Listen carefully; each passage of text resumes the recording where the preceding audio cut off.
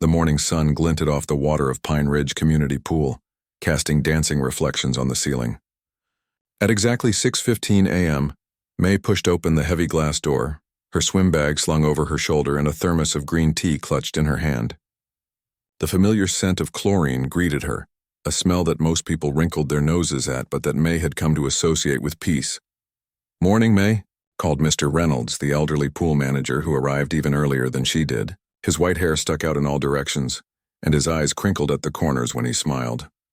"Morning," May replied with a small wave. She wasn't much for conversation, especially not before her swim.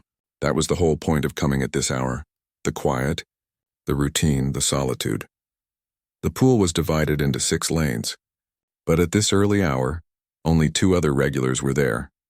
An older woman doing a slow breaststroke and a middle-aged man practicing his butterfly. May always took lane 3. It wasn't officially hers, of course, but after coming at the same time for nearly 2 years, it might as well have been. In the locker room, May changed quickly, pulling on her worn navy swimsuit and securing her long black hair under a silicone cap. Swimming was the one thing that made sense in her chaotic life. Between her graduate studies in environmental engineering, her part-time job at the lab, and helping care for her grandfather who lived with her, these morning swims were her lifeline.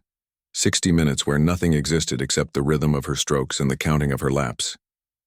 When May emerged from the locker room, her practiced eyes immediately noticed something different. Someone was standing at the edge of lane 3, her lane, a man she'd never seen before, tall with broad shoulders and short-cropped hair, wearing bright red swim trunks that looked brand new.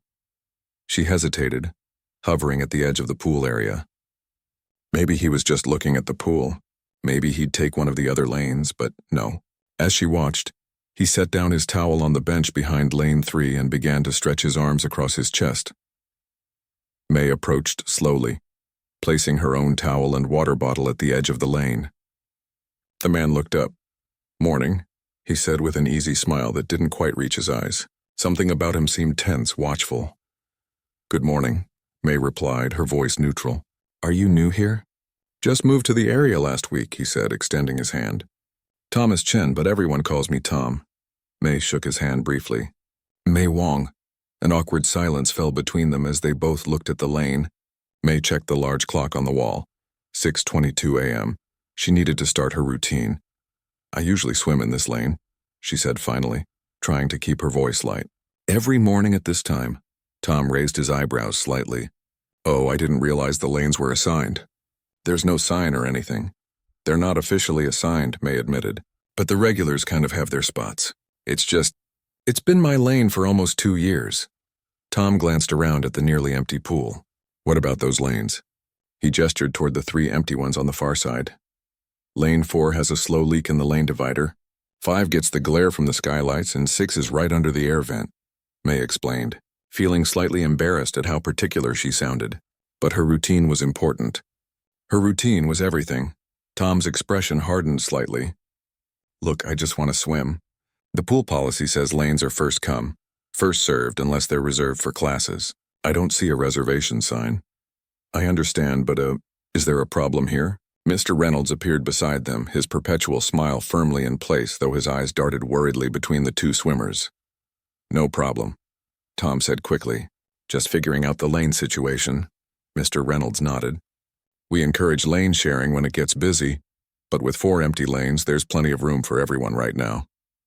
He looked pointedly at the vacant lanes. May felt her face grow warm.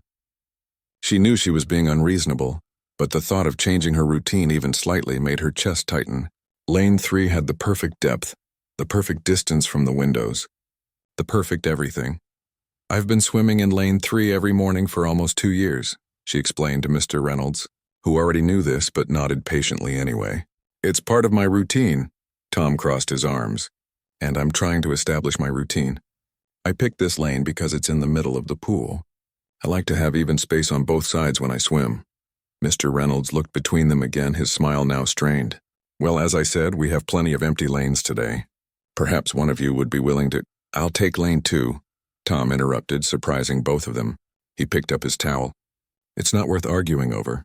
But just so you know," he added, looking directly at May, "I'll be coming at this time regularly, and when it gets crowded, the pool rules say we share lanes.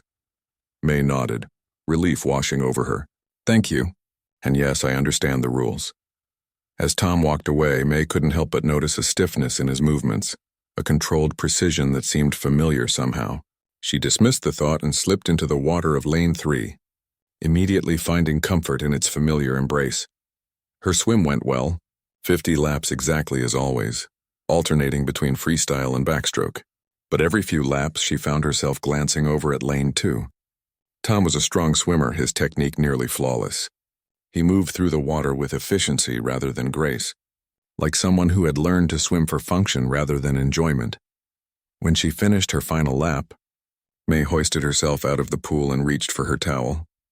To her surprise, Tom was getting out at the same time. Good swim?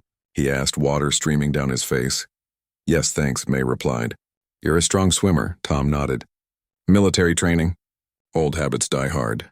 He toweled his hair briskly. Look, I'm sorry about earlier.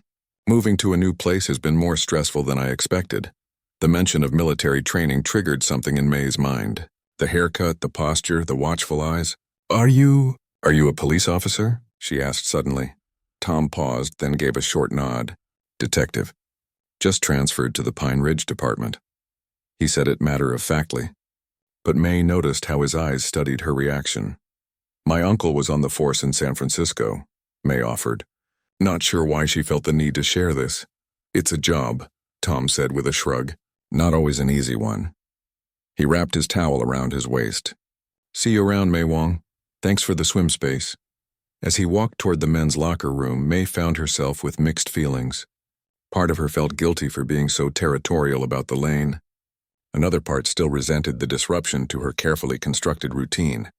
And a small nagging part wondered what it would be like to have someone new in her carefully ordered world. The following morning, May arrived at her usual time to find Tom already there, swimming steady laps in Lane 2. He nodded to her from the water and she nodded back before slipping into Lane 3. By Friday, they had established a silent rhythm. Tom in Lane 2, May in Lane 3, both arriving within minutes of each other, both swimming their laps, both keeping to themselves, until the morning a large high school swim team showed up for an unexpected practice because their regular pool was being repaired. Sorry, folks, Mr. Reynolds announced to the regular morning swimmers. The school called yesterday afternoon. We'll need to implement lane sharing today.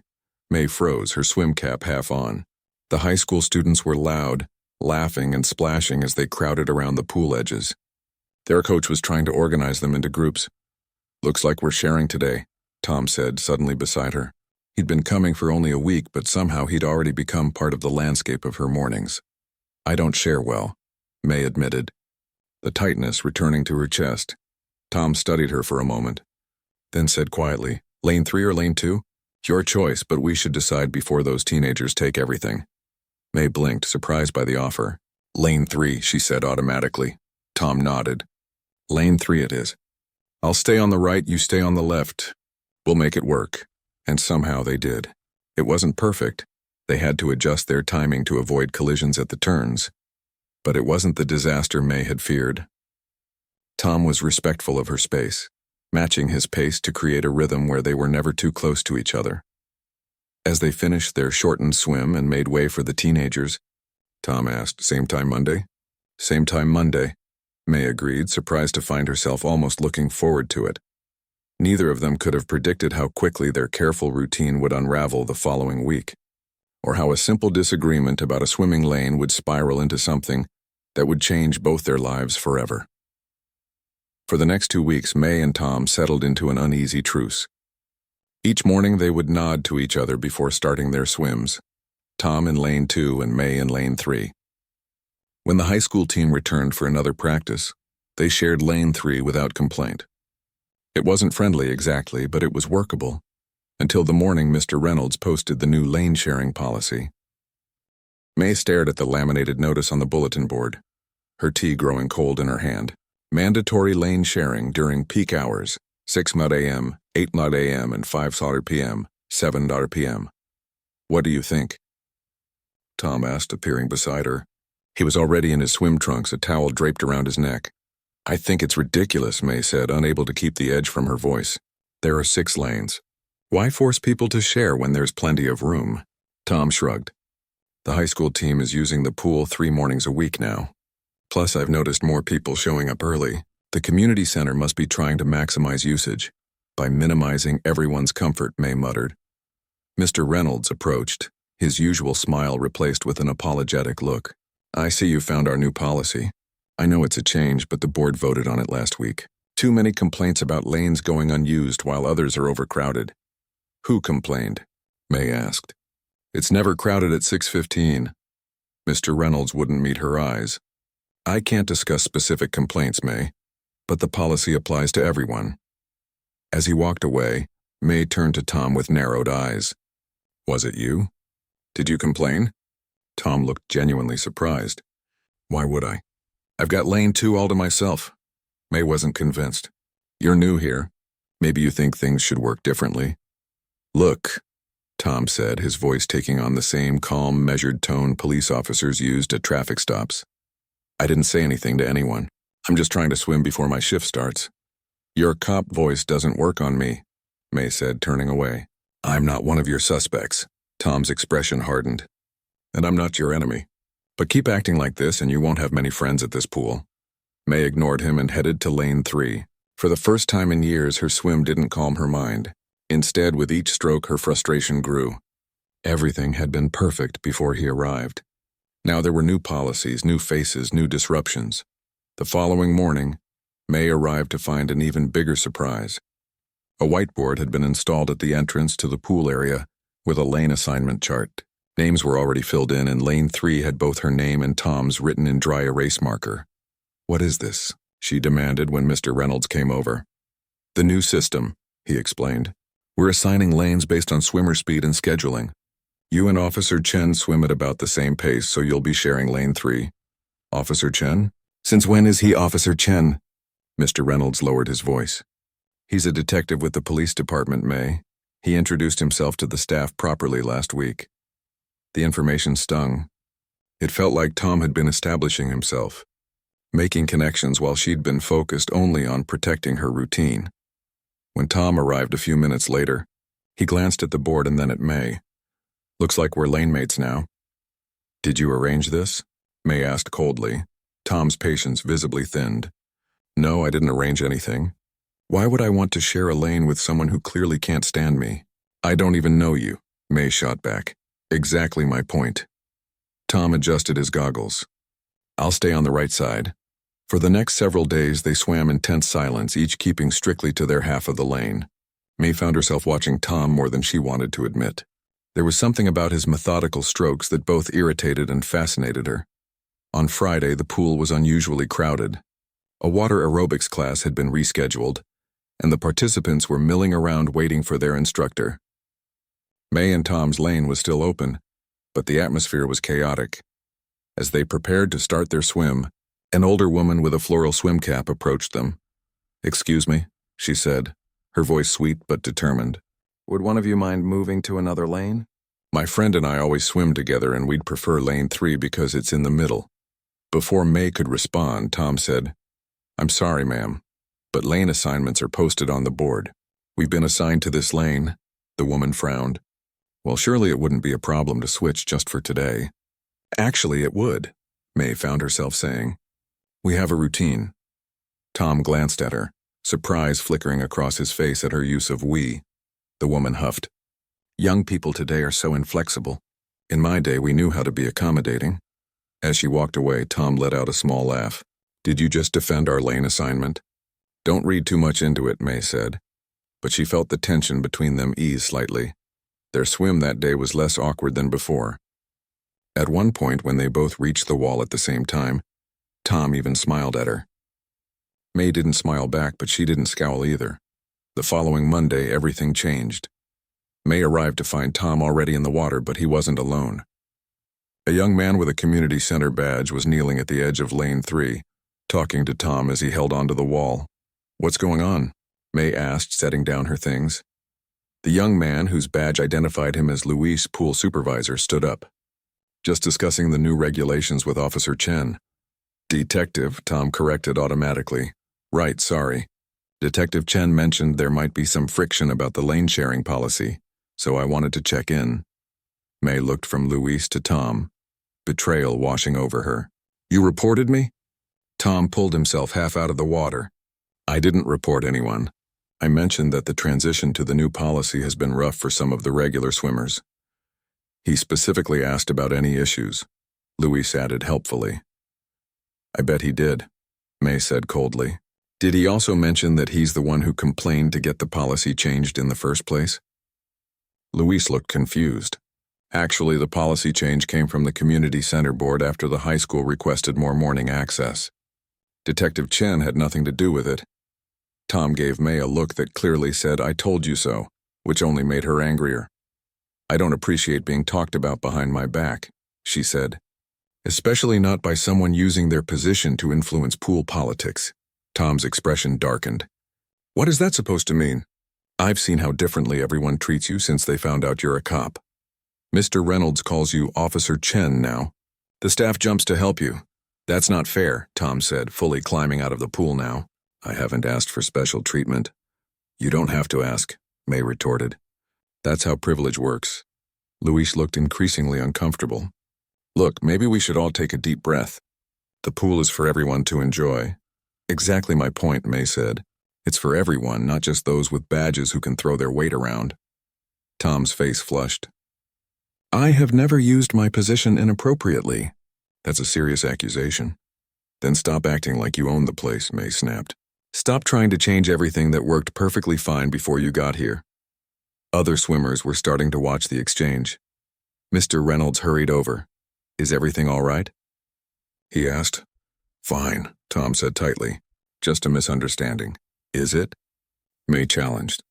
Because from where I stand, you've been undermining me from day one. First taking my lane, then complaining to management.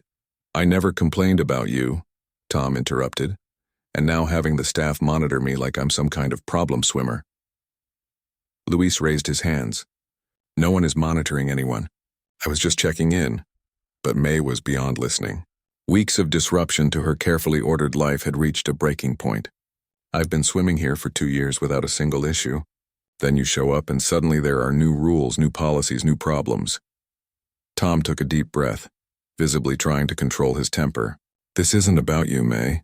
The pool is changing because the community's needs are changing.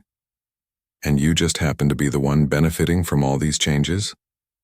How am I benefiting? Tom asked incredulously. I'm sharing a lane just like you. But you're the one who gets to play the reasonable, accommodating new guy while I'm painted as the difficult one for wanting things to stay the same. A small crowd had gathered now. May felt the weight of their stares, but she couldn't stop herself. All the stress from her studies, her job, her grandfather's declining health, it all came pouring out at this man who represented every unwelcome change in her life. If you want to use your badge to get special treatment, fine. But don't pretend you're just another swimmer. Tom's expression turned cold. I'm not pretending anything. I'm a member of this community, just like you. And for the record, I became a cop to help people, not to intimidate them over swimming lanes. The argument might have continued if the high school swim team hadn't burst through the doors at that moment, their voices and energy filling the pool area. The coach blew his whistle, calling them to order. Mr. Reynolds stepped between May and Tom. I think we all need to cool down. May, perhaps you'd like to swim at a different time today? The suggestion, clearly meant to diffuse the situation, only made May feel more singled out. She grabbed her bag, too angry and embarrassed to stay. Keep the lane, she said to Tom. Apparently, that's how things work now. As she pushed through the doors to the locker room, May caught a glimpse of Tom's face. For a brief moment, he looked not angry but sad, maybe even disappointed. She told herself she didn't care. But as she changed back into her street clothes, skipping her swim for the first time in months, May couldn't ignore the hollow feeling in her stomach, or the nagging voice suggesting that maybe, just maybe, this wasn't really about swimming lanes at all. May avoided the pool for 3 days after her argument with Tom. She told herself she was too busy with her graduate project. But the truth was she couldn't bear the thought of facing everyone after her outburst. Her mornings felt empty without the familiar rhythm of her swim, and by Thursday, the restlessness was too much to ignore. She decided to try the evening hours instead. The pool would be different then. Different people, different energy. Maybe no Tom. At 7:30 p.m., May pushed open the heavy glass door of the community center. The evening air was warm and the setting sun cast long shadows through the windows. The pool area was busier than she expected, filled with families, teenagers, and after-work swimmers. "May!" Mr. Reynolds waved from his office doorway. "Good to see you. We missed you this week." May gave a small wave back, relieved that he didn't seem upset about Monday's incident. "Lane assignments are still in effect," he said, gesturing to the whiteboard. "You can put your name down for the next available spot." May checked the board. All lanes were full, with at least 3 names per lane. She added her name to lane 4, which had the shortest wait time. As she headed to the locker room, a familiar voice called her name. She turned to see Luis, the pool supervisor who had witnessed her argument with Tom. "Hey, I'm glad you came back," he said. "I wanted to apologize for Monday." "I didn't mean to make things worse," May shook her head. "It wasn't your fault. I overreacted." "Still, I could have handled it better," Luis said. "For what it's worth, Detective Chen asked about you yesterday. Wanted to know if you'd been in." The information surprised May. "He asked about me?" "Yeah," he seemed concerned. Before May could process this, a whistle blew, signaling lane rotation. She quickly changed and returned to the pool deck. Lane 4 was now available, but May hesitated when she saw who was swimming in lane 3. Tom was there, his steady crawl instantly recognizable. He was sharing with 2 other swimmers, all 3 moving in a coordinated circle pattern. Part of May wanted to turn around and leave. Another part, the stubborn part that had gotten her through years of difficult classes and long lab hours, refused to let him chase her away from her favorite place. She slid into lane 4, keeping her eyes fixed straight ahead. If Tom noticed her, he gave no sign. They swam in their separate lanes, a mere 5 feet of water and a plastic divider between them, but worlds apart. After 20 minutes, the pool became even more crowded. A youth swimming class had ended, and many of the children were staying to play in the shallow end. Their splashing and laughter filled the air, a stark contrast to the morning's usual quiet. The lane rotation whistle blew again. May had just completed her 25th lap when Luis approached the edge of her lane. "Sorry, May," he said. "We need to consolidate the lap lanes. Too many free swimmers today." He pointed to the whiteboard where he'd erased 2 lanes worth of names and reassigned them. "You're now in lane 3. May's stomach dropped. "Lane 3? Can't I move to lane 5 instead?" "Lane 5 is being converted for the free swimmers. The new assignments are on the board." Sure enough, May's name was now listed in lane 3, right under Tom's. She considered protesting or simply leaving. But the drive that had brought her here in the first place, the need to swim, to feel the water wash away her stress, was stronger than her desire to avoid Tom. With a resigned sigh, May moved to lane 3. There were now 4 people assigned to the lane. Tom, an elderly man with a silver beard, a teenage girl with a competitive swim team cap, and May. The lane felt crowded. The neat circle pattern constantly disrupted as faster swimmers passed slower ones. May found herself behind Tom more than once, forced to match his pace or make the awkward move to pass him. After one such moment, when she pulled alongside him to pass, their eyes met underwater through their goggles. Tom nodded slightly before letting her move ahead. It wasn't exactly friendly, but it wasn't hostile either. As the evening progressed, the pool became even more chaotic. A group of teenagers had gathered at the deep end, taking turns jumping from the diving board. Their splashes and shouts added to the noise level, which was already much higher than May was used to. Mr. Reynolds had left for the day, leaving Luis in charge. The young supervisor was trying to maintain order, but he lacked the natural authority of the older manager. "No running," Luis called for the 5th time as a boy raced along the pool edge. "Please, no running on the deck." The boy slowed briefly before resuming his sprint toward the diving board. May could see Luis's frustration growing. He caught her eye and shrugged helplessly. She was nearing the shallow end when she heard raised voices. The elderly man who had been sharing their lane was arguing with one of the teenagers who had strayed into the lap swimming area. "This is a designated lane," the old man was saying, his voice quavering with anger. "You can't just play here." "Chill out, Grandpa," the teen replied. "There's plenty of room." Tom had reached the wall and was resting, watching the exchange with a frown. May arrived at the wall a moment later. "Should someone intervene?" she asked without thinking. Tom glanced at her, surprised that she was speaking to him directly. "Luis is handling it," he said, nodding toward the supervisor who was now moving toward the argument. But before Luis could reach them, another teen jumped into the lap lane, creating a large splash that hit the elderly man in the face. The man sputtered and coughed, his anger visibly mounting. "That's it," he shouted. "I'm reporting all of you." One of the teens made a mocking face behind the man's back. Tom pushed off from the wall and swam toward them. May watched as he reached the group.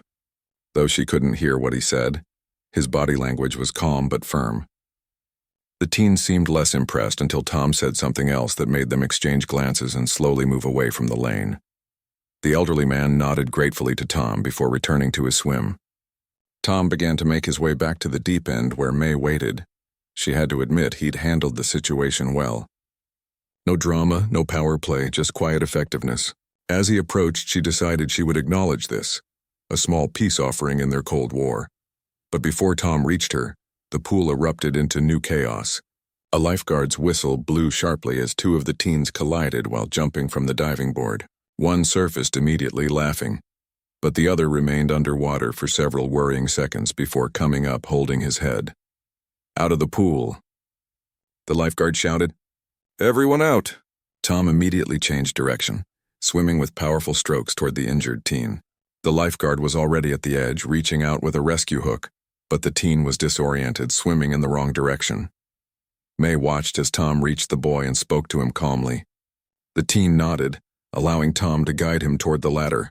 Once there, Tom helped him climb out into the waiting arms of the lifeguard and Luis. The pool was now in full emergency mode. Luis had cleared everyone from the water and was asking for space around the injured teen. A first aid kit was open and the lifeguard was checking the boy for signs of concussion. "Everyone back," Luis called. "Give them room to work." Most swimmers complied, moving toward the locker rooms, but May found herself frozen at the edge of the deep end, still in the water. From her vantage point, she could see the teen clearly. The way he kept blinking and touching the back of his head. The small trickle of blood on his fingers when he pulled them away. Tom had climbed out and was kneeling beside the lifeguard, saying something to the injured boy. He reached into his swim bag and pulled out his phone. May realized he was probably calling for medical assistance, a professional habit. In the commotion, no one seemed to notice that May was still in the pool. She watched as Tom stood up, phone in hand, and stepped away from the group to make his call. As he did, he glanced around the pool deck and spotted her. For a moment, they just looked at each other. Then Tom pointed firmly toward the ladder, mouthing the words, "Get out." Something about his tone, or maybe just the stress of the situation, sparked May's lingering resentment. Who was he to order her around like that? She wasn't a child or a suspect. She was a grown woman who could decide for herself when to exit a pool. Instead of moving toward the ladder, May crossed her arms and stayed where she was. She saw Tom's expression harden as he registered her defiance. He said something into his phone before tucking it into the pocket of his swim trunks and walking around the pool toward her. His face was set in determined lines, his posture rigid with authority. "Everyone needs to clear the water," he said when he reached her. "It's standard procedure during an emergency." "I'm not in the way here," May replied. "I'm giving them space." Tom's jaw tightened. "It's not about being in the way. It's about following safety protocols." "Whose protocols? The police department?" "The American Red Cross's, actually," Tom snapped. "Now please, get out of the pool." Their voices had risen, drawing attention even amid the commotion. Luis glanced over, his expression alarmed. "Is there a problem?" he called. "No problem," Tom answered, his eyes still locked with May's. "Just explaining pool safety procedures." Something in his tone, that same calm, controlled cop voice she'd accused him of using before, pushed May over the edge. "I don't need you to explain anything to me," she said, splashing water in frustration. The motion was impulsive, childish even, just a small splash of chlorinated water that barely reached the pool edge. But in that charged moment, with tensions already high, it carried more weight than May intended. Tom flinched as the water droplets hit him. His hand moved instinctively to his hip, a reflexive gesture born from years of police training, reaching for a weapon that wasn't there. The teenage lifeguard, already on edge from dealing with the injury, saw the movement from the corner of his eye. "Gun!" he shouted in panic. "He's got a gun!" The word echoed through the pool area like a thunderclap. People screamed. Parents grabbed children. Someone slipped on the wet tile in their haste to flee. "No," Tom shouted, raising both hands to show they were empty. "There's no gun. I'm a police officer." But his words were lost in the chaos. The damage was done. May stared at Tom in shock, understanding instantly what had happened and what she had caused. The look he gave her wasn't angry, but something far worse. It was disappointment, mixed with a bone-deep weariness. As the pool area erupted into panic around them, May finally pulled herself out of the water. But it was too late. The ripples of their conflict had become a tidal wave that neither of them could control.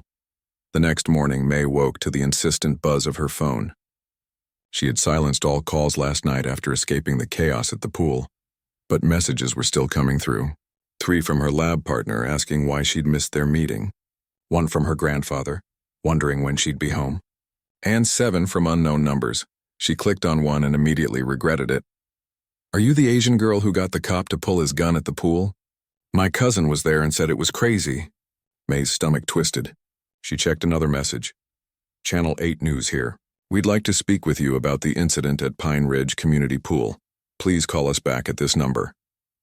May dropped the phone as if it had burned her. How had they found her number?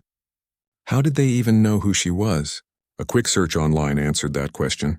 Someone had posted a shaky video to social media, filmed just after the lifeguard had shouted "gun." It showed Tom with his hands raised trying to explain, while people scrambled to get away. The camera then panned to May, still dripping at the edge of the pool, her face a mask of shock. The caption read, "Cop threatens swimmer after she refuses to let him take over her lane." That police overreach near Pine Ridge Pool. May felt sick. That wasn't what happened at all. But the video had already been shared thousands of times. The comments were a battleground. Another power-tripping cop. People need to learn to respect authority. Why was he even reaching for a weapon at a swimming pool? The girl clearly splashed him first. She started it. The online argument was a twisted mirror of what had happened between her and Tom. Everyone taking sides without understanding the full story. As she scrolled through more comments, her phone rang. This time it was a number she recognized. The university department office. "Hello?" "May, it's Dr. Henderson." Her thesis advisor's voice was tight with concern. "Are you all right? I just saw the news." "The news?" May's voice came out as a squeak. "It's on Channel 8 this morning. They didn't use your name, but they mentioned a graduate student at our university. People are putting it together." May closed her eyes. "It's not what they're saying. I figured as much. These things get blown out of proportion." Dr. Henderson paused. "The department chair wants to talk to you. There's concern about the university's image." "I didn't do anything wrong," May said, though even as she spoke she wasn't sure that was true. She had defied pool safety rules. She had splashed Tom in frustration. She had helped create the conditions that led to panic. "Just come in as soon as you can," her advisor said. "We'll sort this out."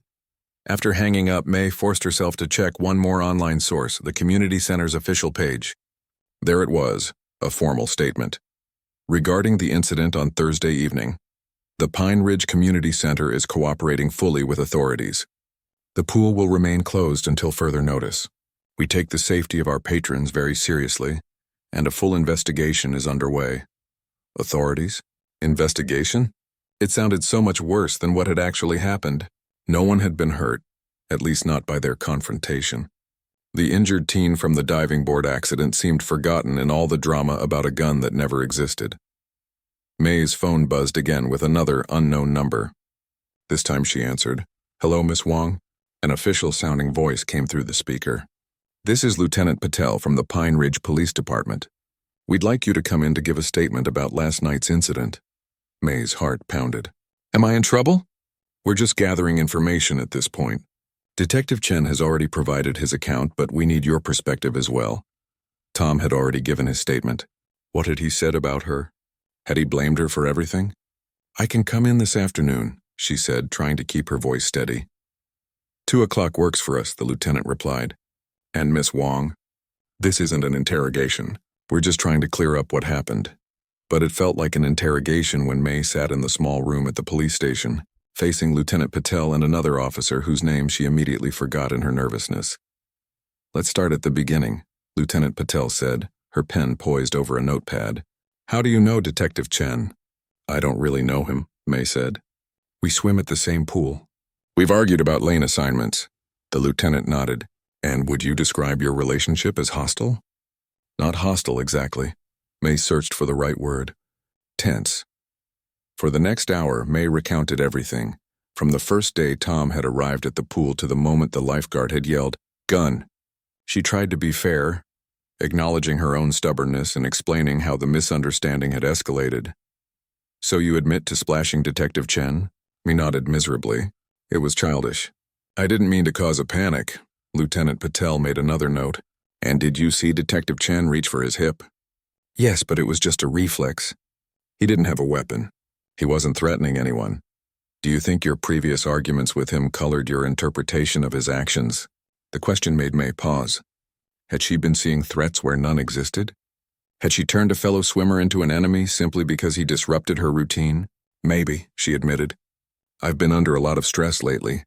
My grandfather's health is declining. My thesis deadline is approaching. I think I was looking for something to control, and my swim routine was it. Lieutenant Patel's expression softened slightly. Thank you for your honesty, Miss Wong. That will be all for now.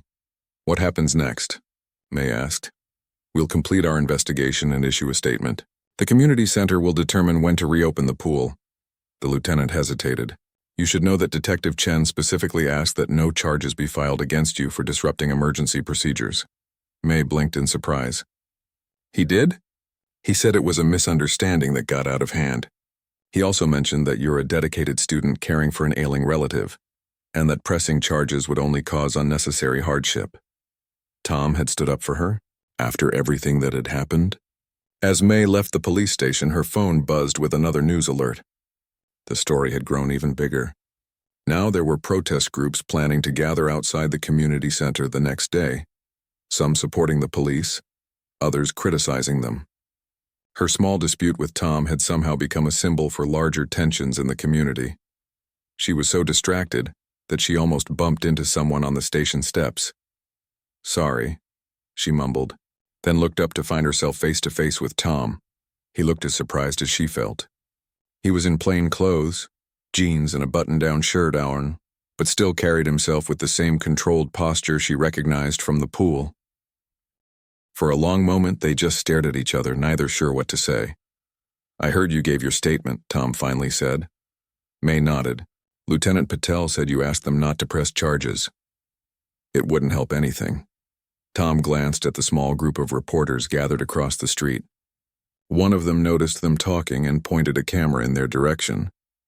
We should probably not be seen together right now. It'll just feed the frenzy. Wait, May said as he started to turn away. I need to say something. I'm sorry. About everything. I never meant for any of this to happen. Tom's expression was unreadable. Neither did I. They're saying terrible things about you online. About how you threatened me. I tried posting what really happened, but no one wants to hear it. They've already decided you're the villain. A tired smile crossed Tom's face. It's not my first time being misjudged. Comes with the badge, but it's not fair, May insisted.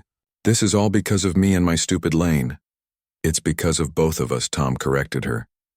I could have handled things differently too, but right now we have a bigger problem. He nodded toward the reporters who were now calling questions across the street. Did he threaten you? Are you pressing charges? Was there really a gun? Tom lowered his voice. My captain wants me to lie low until this blows over. Probably best if you do the same. How long will that take? May asked, hard to say. These things have a life of their own, especially when they fit into existing narratives. A flash went off as someone took their picture. Tom grimaced. I should go. Take care of yourself, May. As he walked away, May felt a strange mix of guilt and loss. In another world, under different circumstances, maybe they could have been friends. Now they were just characters in a public drama, their real selves lost in the noise.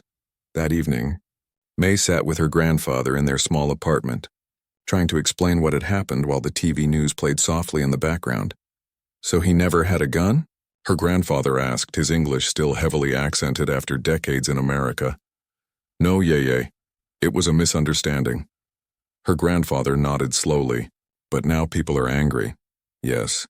They're angry about things that have nothing to do with what actually happened. The old man reached for his teacup with trembling hands. When I first came to this country, there was a man at my factory job who didn't like me. Called me names, left notes in my locker. One day he accused me of stealing his tools. May had heard bits of this story before, but never the whole thing. What did you do?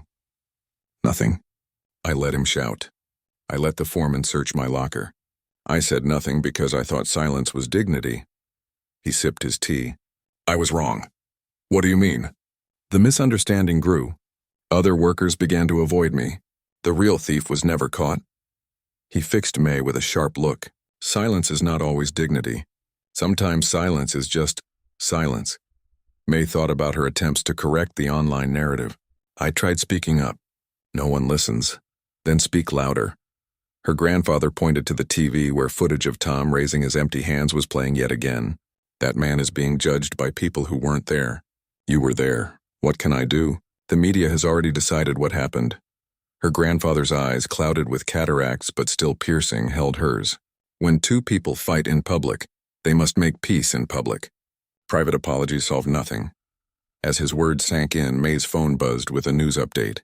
The community center had issued another statement.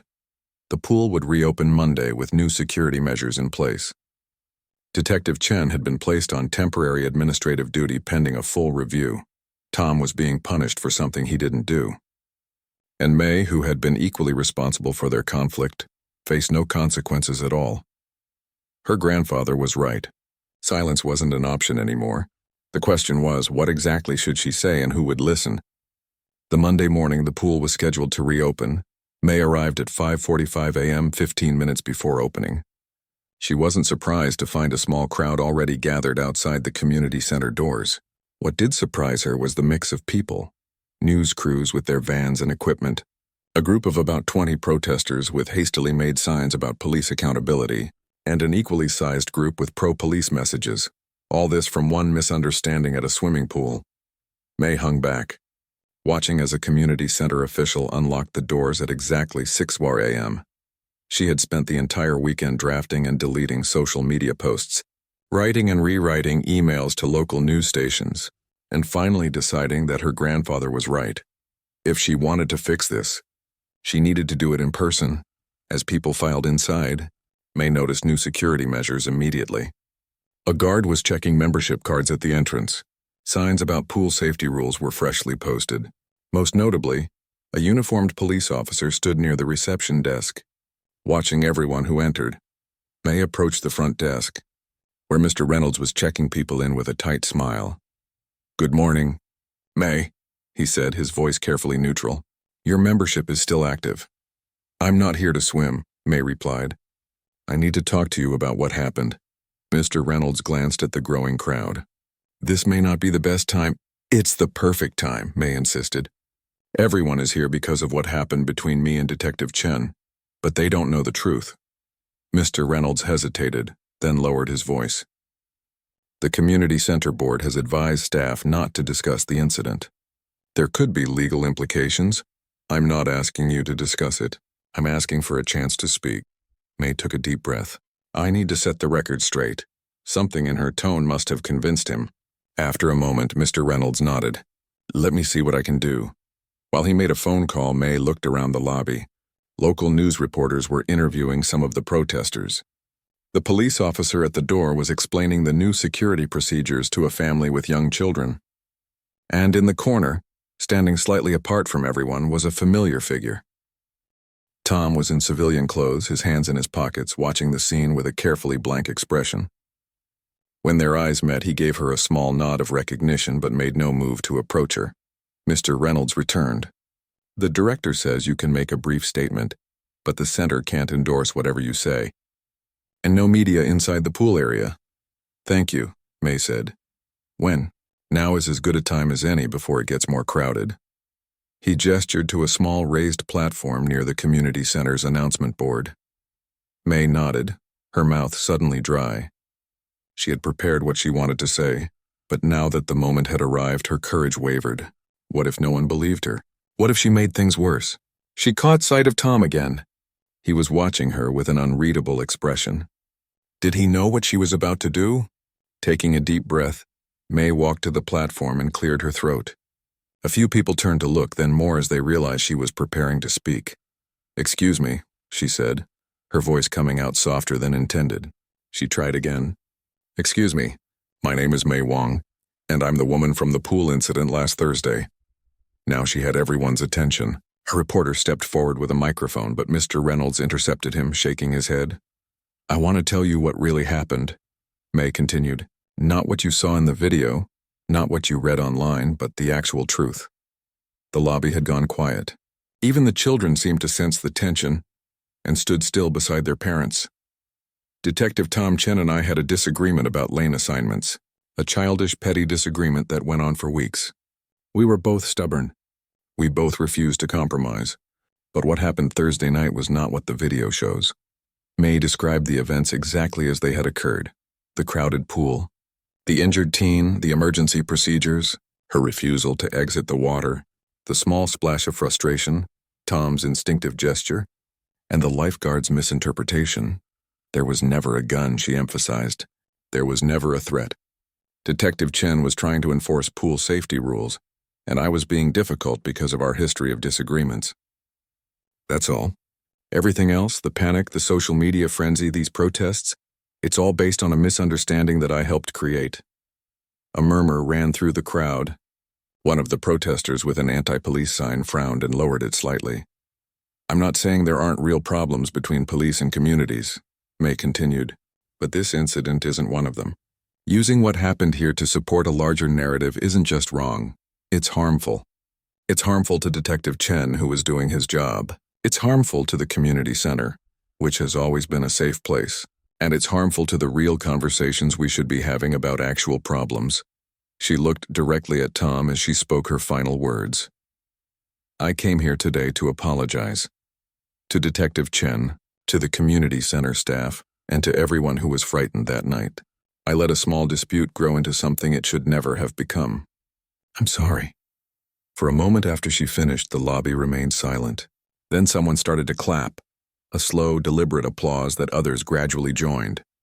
May stepped down from the platform, her legs shaky, but her mind clearer than it had been in days. As the crowd began to disperse, some heading to the pool, others moving outside to talk, Tom approached her. "That was brave," he said quietly. "It was necessary," May replied.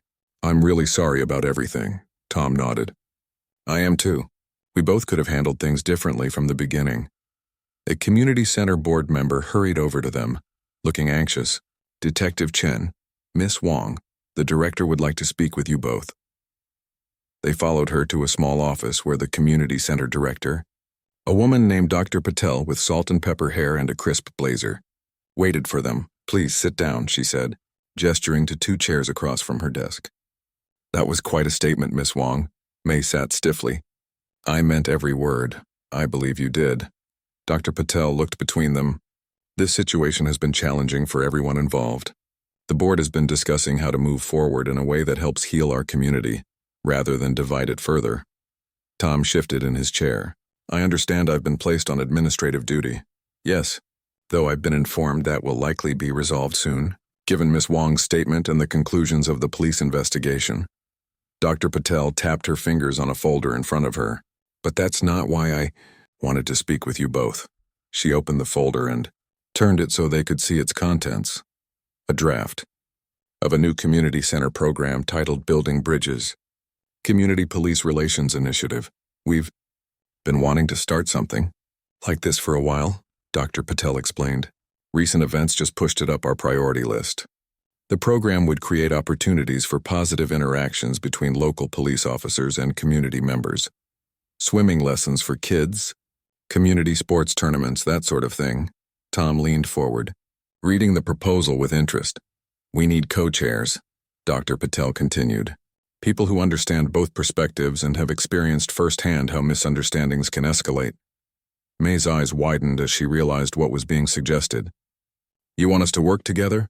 After everything that happened?" "Because of everything that happened," Dr. Patel corrected. "Your conflict and its resolution is exactly the kind of story this program needs to tell. You both made mistakes, you both took responsibility, and you both want to make things right. That's powerful. Tom looked at May. It would be a chance to turn this whole mess into something positive. May thought about it. Working with Tom would be awkward at first, but maybe that was the point. If they could move past their differences, maybe they could help others do the same. "I'll do it," she said finally. "Me too," Tom added. Dr. Patel smiled. "Excellent. We'll start planning next week. For now, I think you both deserve some normalcy." She stood up. "I believe the pool is open, if you're interested." 10 minutes later, May stood at the edge of the pool in her familiar navy swimsuit. The morning swimmers were starting to arrive, many giving her curious looks as they recognized her from the news. Lane 3 was empty. So was Lane 2. Tom emerged from the men's locker room, adjusting his goggles. He paused when he saw May, then walked over to stand beside her. "Which lane do you want?" he asked.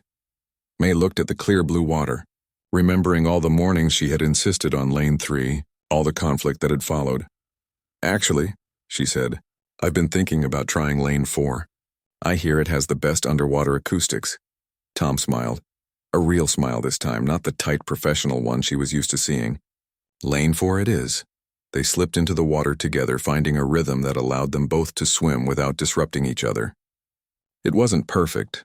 They had to adjust their timing at the turns, slow down or speed up occasionally to avoid collision. But it worked. As May completed her first lap, she realized something had changed.